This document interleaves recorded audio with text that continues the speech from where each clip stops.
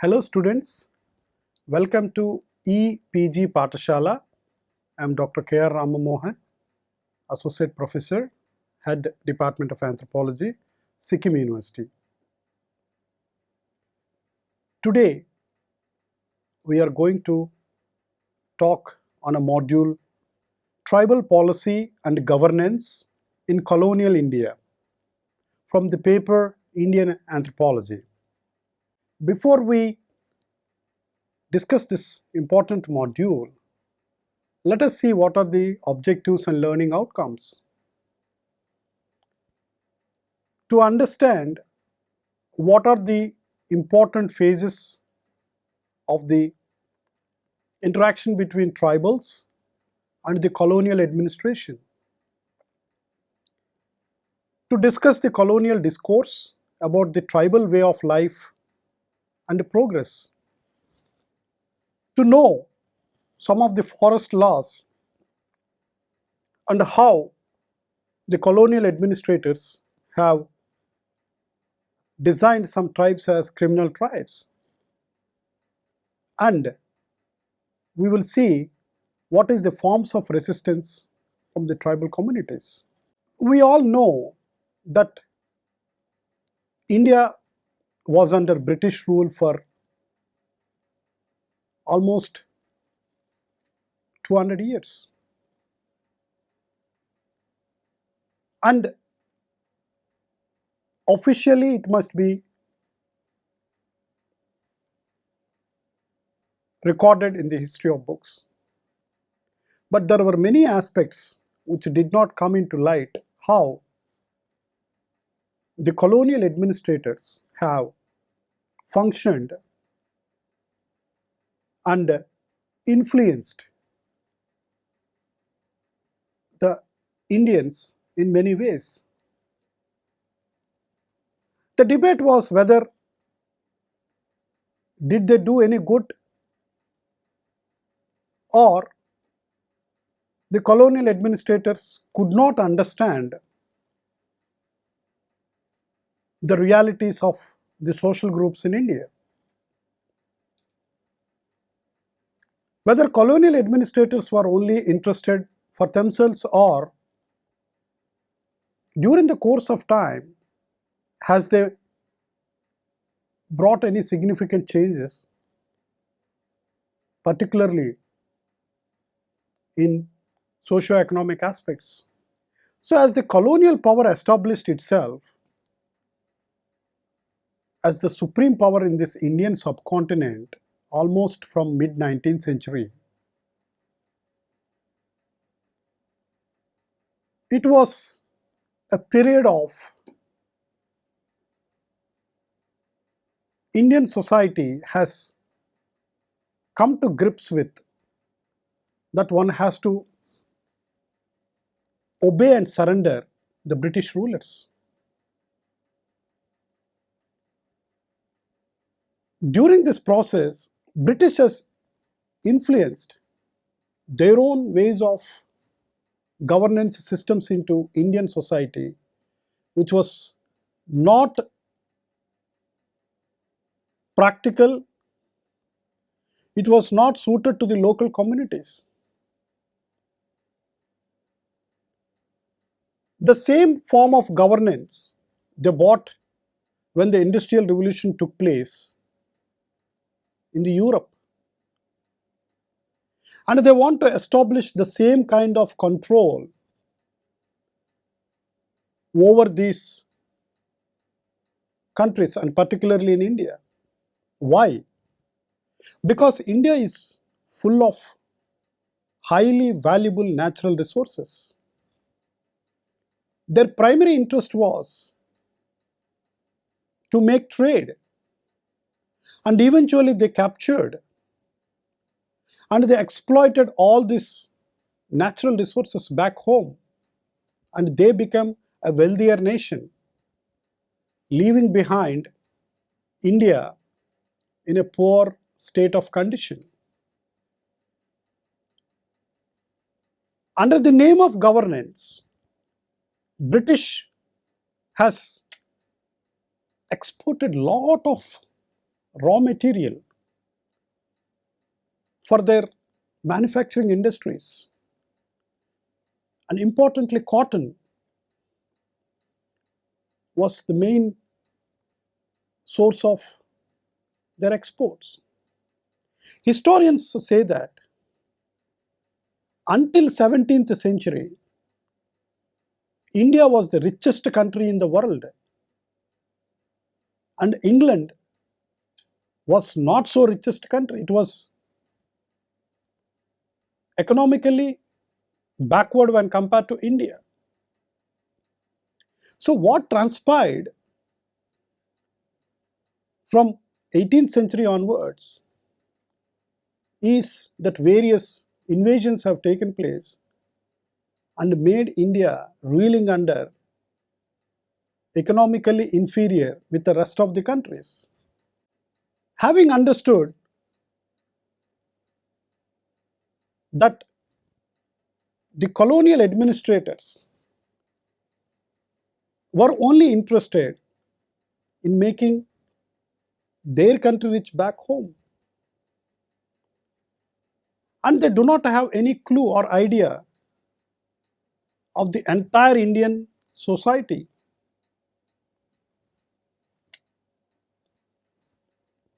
And when it comes to the scheduled tribes,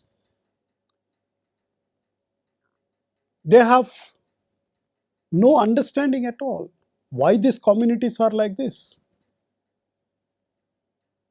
and why the communities are in a subsistence pattern.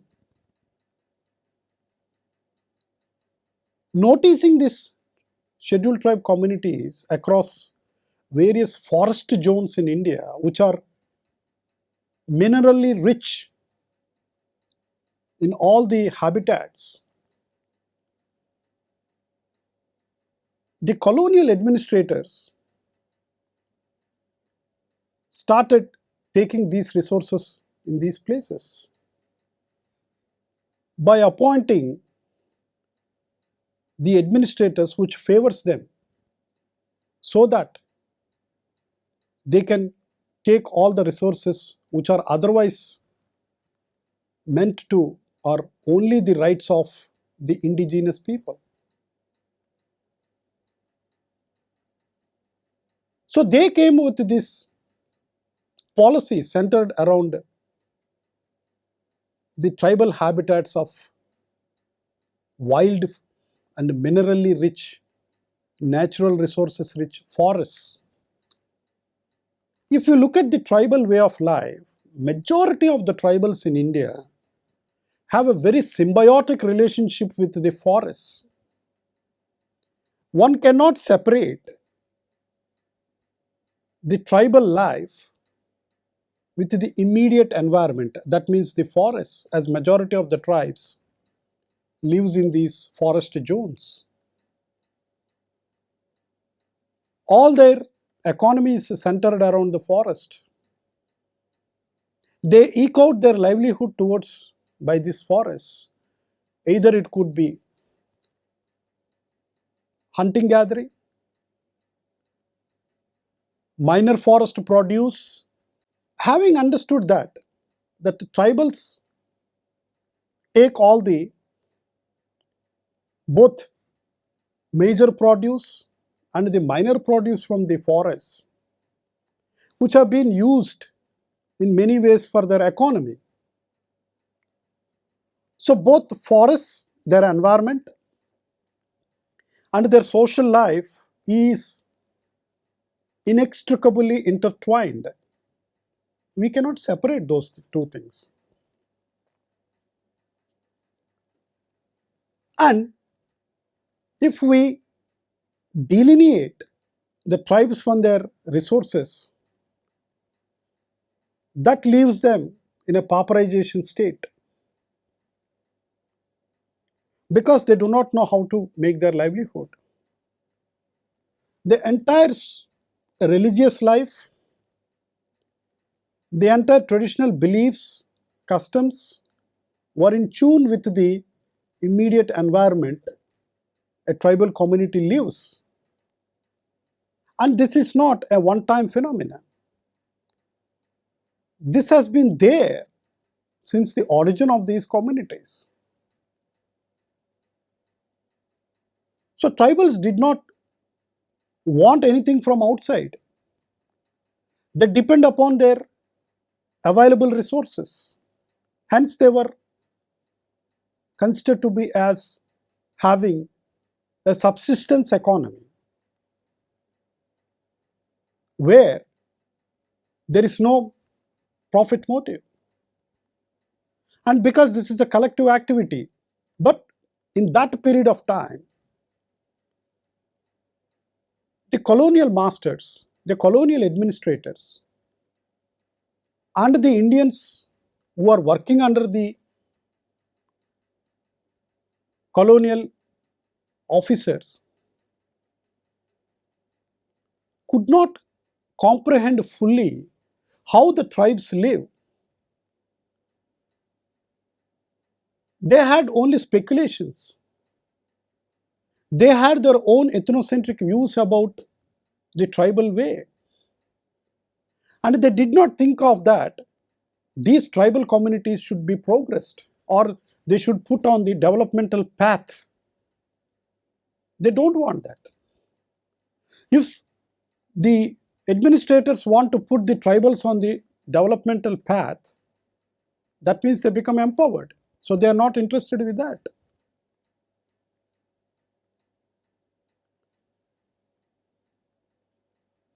But their only interest was to promote their own interests, be it Christianity, be it other forms of their governance issues. And most of the time, the colonial masters, who are few in number, have just relied only on the secondary sources, only on the census reports, on the superficial data. They did not see what is really happening in these remote societies, or so-called the primitive forest dwellers, which they did not cause any trouble to the mainstream civilization. They did not ask for anything. They have their own way of life. They were very comfortable in their zones, in the given ecological zones. The economy and the organization was centered around that particular ecological habitation. Having no knowledge about these natives in different parts of India, what kind of vision they have for these stones? If they have no visions, how can they come out with certain kind of a policy to govern them or to empower them? Now, all these administrators have their own image of this, who are these tribal communities. Since they do not have an empirically verified picture of these forest dwellers, most of them, who are as old as the civilization, they were under the opinion that these tribal communities were basically lazy. They were not hardworking. They are not inventive. And they are not productive.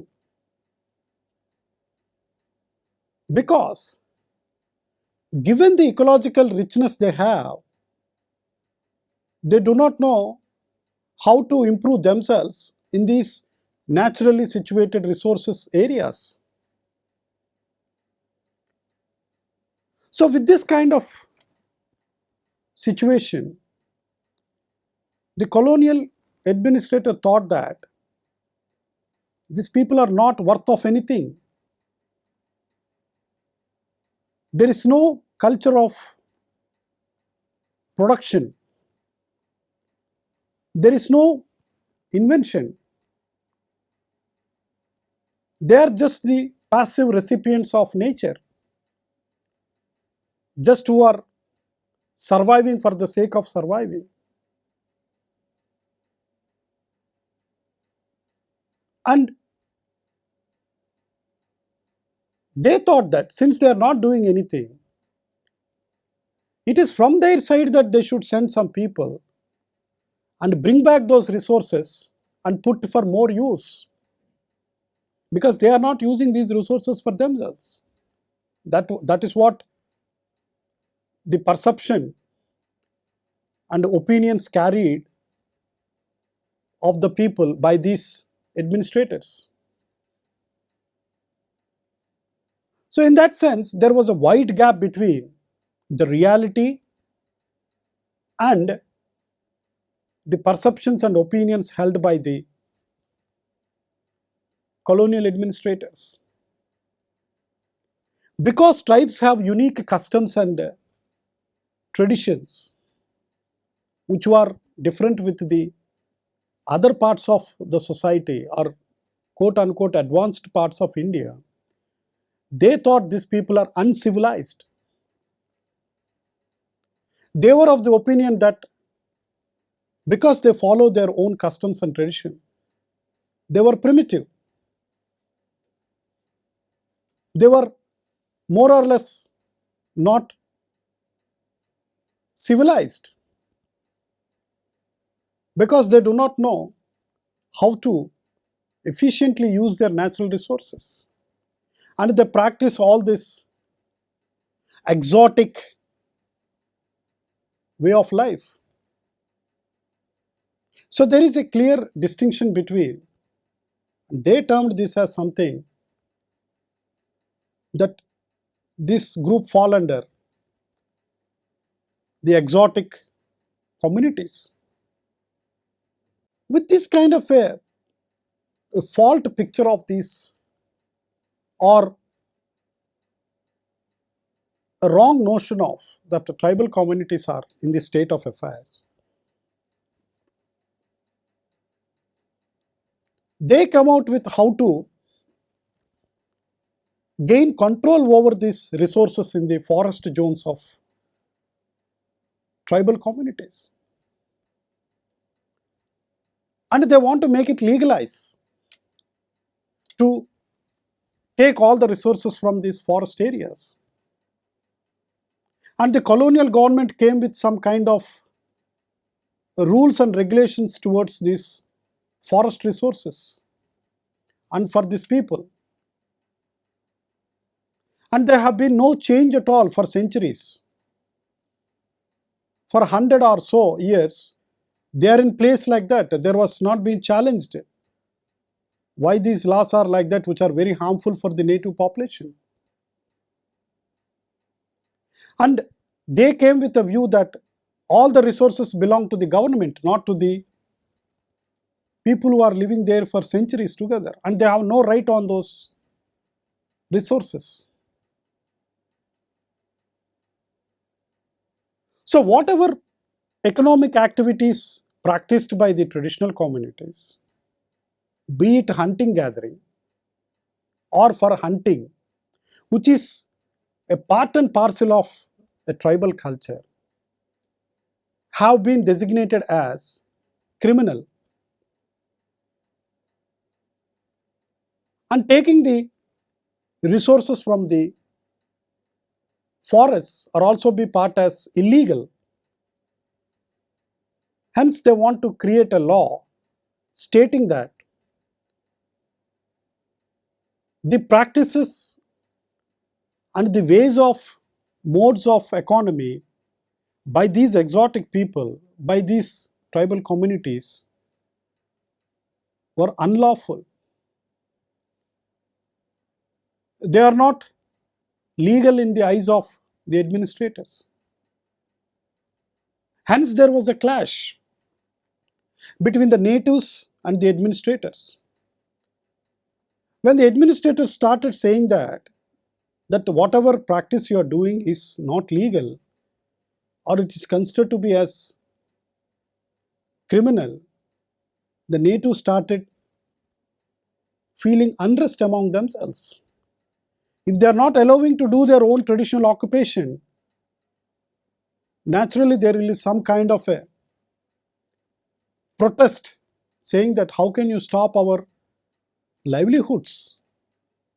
How can you prevent us from taking our own resources?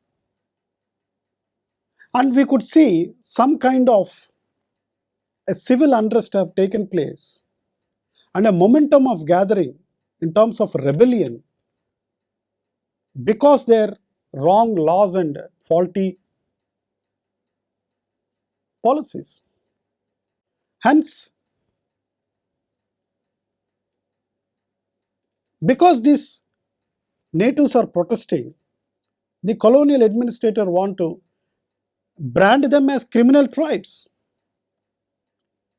because of their rebellious, aggressive nature, because they are fighting for their own rights. They did not see in the right picture. They thought that they are against for these people. They want to dethrone their administration. Hence, these rebellious tribes were often declared to be having all kinds of criminal disposition. And they branded them as these people are dangerous if we go in these places. And they thought that since these people are dangerous, they want a surveillance mechanism, that they have to be supervised. They have to be reformed because they are aggressive, they are illogical. They want to take revenge and they possess the psychological criminal dispositions in their personality. And they started administrating that you have to follow the colonial rules and regulations or colonial values.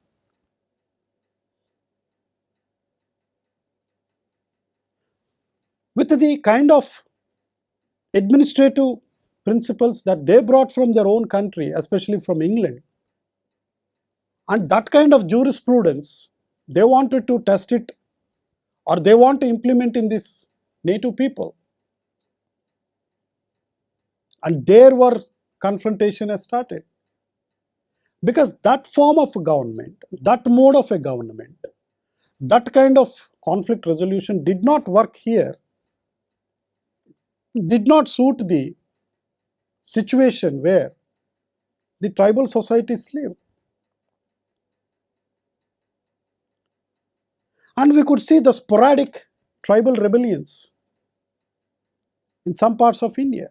So, understanding the tribal rebellions, a rebellion will not come on its own. And more so, the tribal rebellions will not come out of the blue. It must have some kind of a base. When a society is in a peaceful coexistence, when the society is in harmoniously surviving for and sustaining for longer period of time, how could there be a rebellion? This was a fundamental question. And more so with the peaceful tribal communities. Hence, we have to look into what are the factors that triggered, which attributes have influenced, or which aspects have facilitated to gather the momentum of these tribal rebellions. And most of the tribal rebellions were aimed at winning back particular rights lost by them.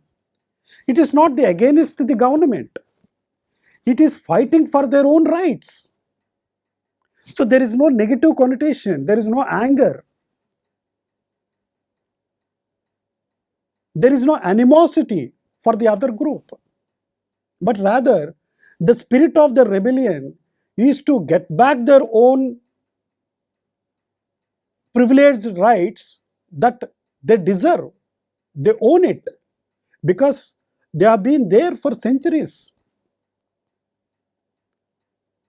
And it is the outsiders which are coming and disturbing the life out there in these forested zones, in these ecological zones, which making them to becoming restless and to say that this land belongs to us. We have every right to eke out our livelihood, and we can get from whatever there in these resources. Hence, most of the tribal rebellions remained local and sporadic.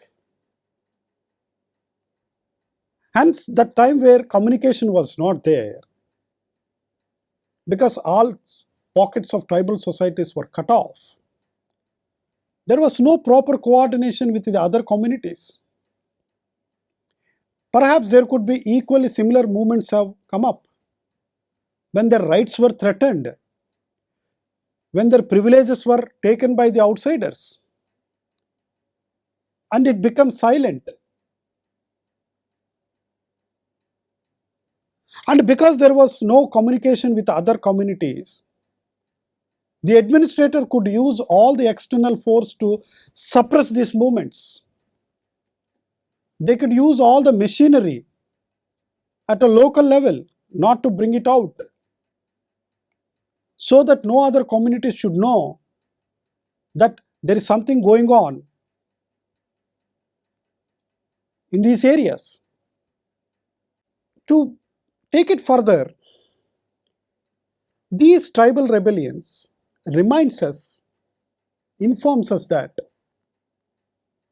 when local people's rights and privileges are being threatened and they feel that they are in danger, and they have a perception that outsiders are influencing their lives or taking control of their lives and resources, people will automatically look for an alternative to protest and to take it to the other forms of movements to get back those things to their own society. It is not a fight actually. It is asserting their own rights. It is giving a voice to that do not control us, do not use force on us by putting various laws and policies which erodes the resources here for your own benefit. In that context, colonial administrators wantedly put these specific forest policies only to suit a vested interest, an economic motive to benefit the state. They are oblivion to the fact that in this process, natives are falling victims of these wrong policies. So when we talk of how the colonial policies, specifically to the scheduled tribes, so the British tribal policy was only framed with the objective to establish to the maximum level and the fullest possible control upon all the forest resources for the only benefit of colonial economy, and leaving the natives a minimum things for them. This is the root cause for the tribal rebellion, which caused massive depression in the resources, and it distorted the entire life of these native traditional communities. And there were frequent violence erupted between the administrators and the locals. And the state was come out with a alibi saying that we are just civilizing these savage people. We are trying to making them modernize these exotic people, and in that process they're trying to oppress the rights of the people, the privileges that they have, and they want to take the ownership of these naturally mineral resources rich in these geographical areas. So British policy towards tribals was not fully appreciated by many scholars. The British policy has had a very narrow view and aim only to take the resources, leaving them without any development and taking to the brinks of extinction, particularly with their natural resources. It is very important for students of anthropology to understand how British has perceived and put their policies, especially the forest policies, which only suited the state by taking the rightful, the justful way that the natives claim that we own these resources. So in this process, this gave a lot of confrontation between the locals and the administrators.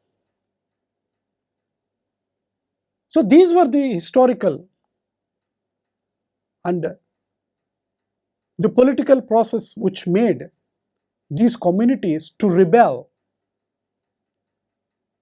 and to voice out that please give back our own rights to them. And social movement is not just a sporadic or without any base.